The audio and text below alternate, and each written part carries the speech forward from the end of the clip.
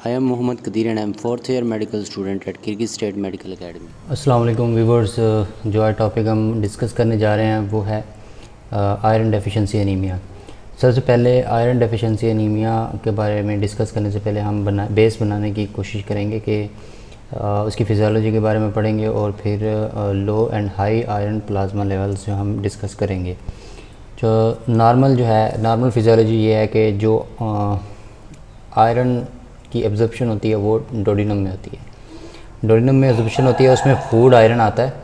ये देखिए डोडिनम का सेल है ये, तो एंट्रोसाइट वहाँ पर फूड आयरन आएगा, तो उसमें हीम आयरन होगा और एक नॉन हीम आयरन होगा। एक हीम आयरन होगा और नॉन हीम। हीम आयरन जो होगा वो फेरस फॉर्म में होगा और वो फेरिक फॉर्म में कन्वर्ट हो जाएगा। हीम आयरन डायरेक्टली एक ट्रांसपोर्टर है जिसको कहते हैं कि ये हीम ट्रांसपोर्टर है। हीम ट्रांसपोर्टर इस हीम आयरन को डायरेक्टली ले जाएगा विदाउट चेंजिंग, सेल के इनसाइड ले जाएगा, साइटोप्लाज्म में ले जाएगा। और जो नॉन हीम आयरन होगा वो फेरस फॉर्म में होगा और वो डोडिनल साइटोक्रोम बी के ज़रिए वो कन्वर्ट हो जाएगा फेरिक फॉर्म में, और वो ferric form then is taken into the cytoplasm by the divalent metal transporter 1। Divalent metal transporter 1, तो ये इसको सेल के अंदर ले जाता है। अब जो डोडिनम के सेल में चला गया आयरन, उसकी फेट दो तरह से डिसाइड होती है। फेट दो तरह से डिसाइड होती है। एक तो वो आयरन लॉस हो जाएगा by shedding of the epithelial cells, ठीक है। फिर उसके बाद एक फेरोप्रोटीन एक ट्रांसपोर्टर होता है जो उस आयरन को ले जाता है, उसकी ट्रांसपोर्ट करवाता है बेसोलैटरल मेम्ब्रेन में। और वो जो आयरन होता है वो फिर एक हेस्टिन प्रोटीन के ज़रिए, पॉलीपेप्टाइड के ज़रिए कन्वर्ट हो जाता है फेरस फॉर्म में आयरन की। अब ये ferrous form of the iron goes to the blood portal. Ferrous form of the iron goes to the blood portal and this form binds with the transferrin protein. Transferrin protein is the plasma protein जो iron को erythroid marrow में ले जाती है और liver में ले जाती है। अब ये एरिथ्रॉइड मैरो जो है ये एरिथ्रोपोसिस करवाता है। वहाँ जहाँ पर एरिथ्रोपोसिस होती है यहाँ पर प्रोटोपोरफायरिन 9 के साथ मिलकर आयरन हीम बनाता है। फिर लीवर में जाता है। लीवर में एक रेगुलेटरी प्रोटीन है, रेगुलेटरी इफेक्ट है लीवर में इसका। प्लाज्मा हेप्सिडिन प्रोड्यूस करवाता है। प्लाज्मा हेप्सिडिन जो है ये इनहिबिटरी इफेक्ट रखती है फेरोप्रोटीन पर। अगर ये फेरोप्रोटीन इनहिबिट कर दिया हेप्सिडिन में तो फर्दर आयरन की जो है ट्रांसपोर्ट नहीं होगी। अब ये था नॉर्मल मैकेनिज़्म। अब लो आयरन, जब लो प्लाज्मा आयरन होता है या इन्फेक्टिव एरिथ्रोपोइसिस होती है, हीमोक्रोमेटोसिस होता है, तो उसमें क्या होता है कि जो ये फेरस फॉर्म है आयरन की, ये उसी तरह कन्वर्ट होगी जिस तरह यहाँ पर नॉर्मल में हुई थी। इस तरह कन्वर्ट होगी, फेरिक फॉर्म में आ जाएगा। वही ट्रांसपोर्टर, डाइवेलेंट ट्रांसपोर्टर जो है इसको कैरी करेगा सेल के अंदर, और ये नॉन हीम जो हीम आयरन होगा वो भी उसी तरह कैरी हो जाएगा। फिर चूँकि यहाँ पर लो प्लाज्मा लेवल है इसलिए इसकी एब्जॉर्प्शन ज़्यादा होगी, बिकॉज आगे एरिथ्रॉइड मैरो में और लिवर में इसकी अमाउंट ज़्यादा चाहिए क्योंकि वहाँ पर एरिथ्रोपोइसिस हो रही है, इसलिए इसकी एब्जॉर्प्शन ज़्यादा होगी। और दूसरा, जहाँ पर सेल लॉस होता है, जहाँ पर आयरन लॉस होता है by the cell loss, by the mucosal shedding, तो उसमें क्या होगा कि डिक्रीज लॉस हो जाएगा बाय शेडिंग। ये देखिए मैंने बिल्कुल एक नैरो एरो से शो किया है, और यहाँ पर मैंने बोल्ड एरो बनाया ताकि एब्जॉर्प्शन जो है ना ज़्यादा होती है। फिर ये उसी तरह ट्रांसफेरिन के साथ आएगा, ये वाली form ferrous form transferrin protein के साथ मिलेगी और एरिथ्रॉइड मैरो की तरफ जाएगी, और फिर लिवर की तरफ जाकर लो प्लाज्मा हेप्सिडिन प्रोड्यूस करवाएगी। क्योंकि अगर प्लाज्मा लो ना हो तो ये ट्रांसफेरिन को फेरोप्रोटीन को इनहिबिट करेगा। जब फेरोप्रोटीन इनहिबिट हो जाएगी तो एब्जॉर्प्शन ही नहीं होगी। जब एब्जॉर्प्शन नहीं होगी तो ऑलरेडी प्लाज्मा लेवल कम है, तो यहाँ पर एब्जॉर्प्शन नहीं होगी तो एरिथ्रॉइड मैरो की तरफ आयरन नहीं जाएगा, जिसकी वजह से एरिथ्रोपोइसिस रुक जाएगी, आरबीसी काउंट कम हो जाएगा। तो इसी तरह जब प्लाज्मा लेवल हाई होता है, जब प्लाज्मा आयरन लेवल हाई होगा, ये सिस्टेमिक इन्फ्लेमेशन में इंटरल्यूकिन 6 जो है ये हिपैटोसाइट पर डायरेक्ट इफेक्ट रखता है। फिर हिपैटोसाइट जो है लिवर के हिपैटोसाइट्स वो हेप्सिडिन प्रोड्यूस करवाते हैं।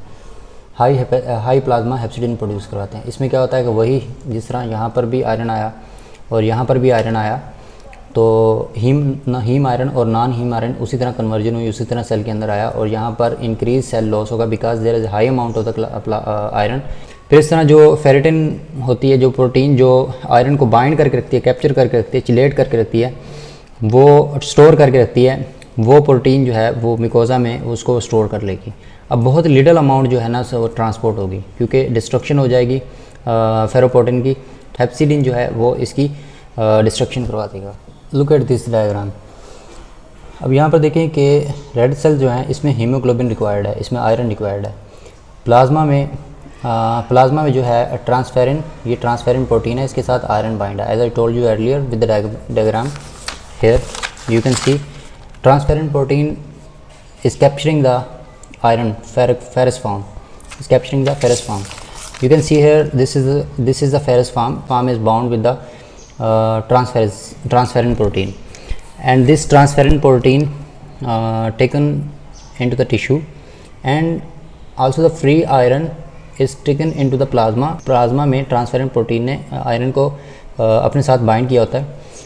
तो वो जो फ्री आयरन होता है वो ट्रांसफेरेंट को आयरन देता है और टिश्यू से प्लाज्मा की तरफ, और फिर जो ट्रांसफेरेंट होती है ये रिलीज़ करती है आयरन, फ्री आयरन देती है ताकि फेरेटिन में जाकर यहाँ पर स्टोरेज हो जाए, यहाँ पर हीमोसिडेरिन बने और यहाँ पर हीम बने फॉर द हीमोग्लोबिन, एंड यहाँ पर एंजाइम या कैटलेज या कोई एंजाइम जो होते हैं वो उनके लिए वो फ्री आयरन रिलीज़ करते हैं। आयरन है वो उसमें भी कैटलेज में और कोई एंजाइम्स में भी मौजूद होता है। कोएंजाइम जो इलेक्ट्रॉन ट्रांसपोर्ट चेन के ऑक्सीडेटिव फेज़ में साइटोक्रोम सी यूज़ होता है, तो उसमें भी ये एंजाइम मौजूद होता है। अब ये ट्रांसफेरिन जो है ना हीमोग्लोबिन देगी रेड सेल्स को, वो हम देखेंगे कि हीमोग्लोबिन कैसे बनती है रेड सेल से। फिर उसके बाद जब सिनाइल आरबीसी हो जाता है, वो जाता है मैक्रोफेज में। वो सिनाइल आरबीसी होता है जो जिसने अपने एक 120 डे की लाइफ पूरी कर ली होती है, वो जाकर सिनाइल आरबीसी होता है, वो मैक्रोफेज में उसकी डिस्ट्रक्शन हो जाती है, तो फिर वहाँ से बिलिरुबिन निकलता है, फिर उसके बाद जो हीम आयरन फ्री आयरन बनता है। तो यहाँ पे देखें कि ब्लड लॉस जो होता है वो डेली मेंसेस में वो 0.7 मिलीग्राम आयरन जो होता है, वो आयरन का ब्लड लॉस के ज़रिए जो आयरन लॉस होता है वो मेंसेस में होता है 0.7 ग्राम। और जो एब्जर्व्ड आयरन होता है वो यहाँ पर आकर ट्रांसफेरिन के साथ बाउंड हो जाता है, और फिर जो आयरन एक्सक्रीट होता है वो 0.6 मिलीग्राम है per day, 0.6 milligram per day. Reticulo endothelial system. Reticulo endothelial system में क्या होता है, एक आरबीसी जिसने अपनी 120 डे की लाइफ पूरी कर ली, 120 डे लाइफ होती है आरबीसी की, सिनाइल आरबीसी उसको कहते हैं। रेटिकुलो एंडोथेलियल इसलिए कहते हैं क्योंकि अगर ये हेपेटोसाइड में इसकी डिस्ट्रक्शन हुई तो वो कुफर सेल करेंगे, और स्प्लीन में हुई तो वो हिस्टोसाइड्स करेंगे। ठीक है, अब ये जो आयरन होता है हीमोग्लोबिन है, हीमोग्लोबिन में से ग्लोबिन निकल जाएगी और वो रीयूज्ड हो जाएगी, ग्लोबिन रीयूज्ड। अब यहाँ पर हीम बचा, हीम में से आयरन निकला,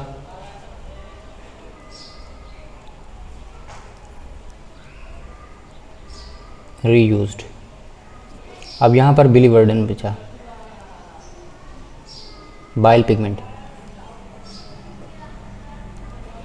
फिर बिलिवर्डन से बिलिरुबिन, बिलिवर्डन से बिलिरुबिन बनी। अब यहाँ पर एक बिलिवर्डन रिडक्टेज एंजाइम होता है जो बिलिवर्डन को बिलिरुबिन में कन्वर्ट कर देता है। अब ये बिलिरुबिन जाएगी ब्लड में, ब्लड में जाकर फ्री बिलिरुबिन बन जाएगी, और ये फ्री बिलिरुबिन जो जाएगी वो जाएगी लीवर में जाकर यहाँ पर ग्लूक्रोनिक एसिड होता है, वो जाकर उसको कॉन्जुगेटेड बिलिरुबिन बन जाएगी। अब ये कॉन्जुगेटेड बिलिरुबिन जाएगी स्मॉल इंटेस्टाइन में, यूरोबिलिनोजिन जाएगी। ठीक है, यूरोबिलिनोजिन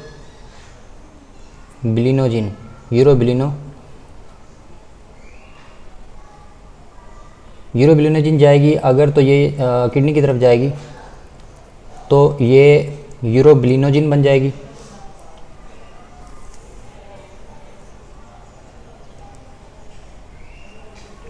अगर ये फीसिस के ज़रिए एक्सक्रीट होगी तो स्टर्कोबिलिनोजिन जैसे ही एयर एक्सपोजर होगा तो ऑक्सीडाइज हो जाएगी तो स्टर्कोबिलिन बन जाएगी। इसी तरह यूरिन में जैसे ही इसका एयर एक्सपोजर होगा तो ये कन्वर्ट हो जाएगी, ऑक्सीडाइज हो जाएगी तो ये बन जाएगी यूरोबिलिन। इसमें आपने एक चीज़ नोट करनी है कि जो हीमोलाइसिस के ज़रिए ये हीमोलाइसिस हुई है, ये रेड ब्लड सेल की डिस्ट्रक्शन हुई है, हीमोलाइसिस हुई है, जो आपने एक चीज़ नोट, हम उस तरफ ही आ रहे हैं कि आयरन डेफिशिएंसी एनीमिया क्या होता है।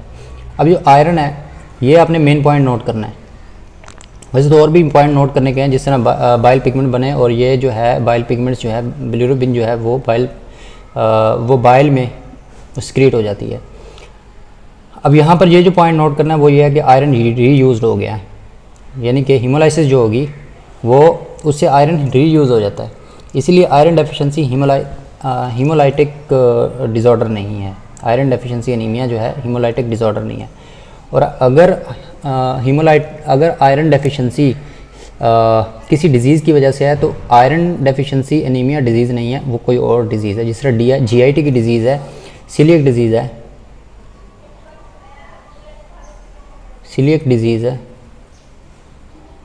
सीलियक डिज़ीज़ ने रेड ब्लड सेल की एब्जॉर्प्शन है उसको कम कर दिया है, जिसकी वजह से आयरन डेफिशिएंसी हो गया और उससे एनीमिया हो गया है। अब यहाँ पर जो रेड ब्लड सेल की ब्रेकडाउन से आयरन रिलीज़ होगा वो रीयूज़ हो जाएगा। इस तरह एक इंटरनल ब्लीडिंग होती है और एक्सटर्नल ब्लीडिंग होती है।